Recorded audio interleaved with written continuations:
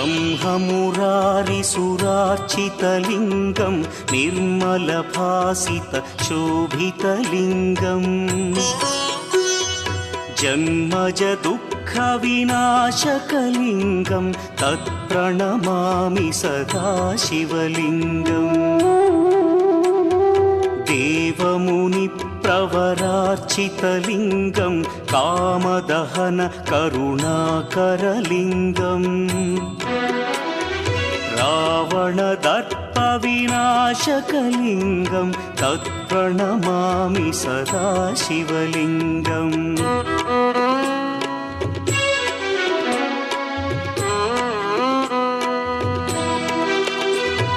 सर्वसुगन्धसुलेपितलिङ्गं बुद्धिविवर्धनकारणलिङ्गं सिद्धसुरासुरवन्द्यलिङ्गम्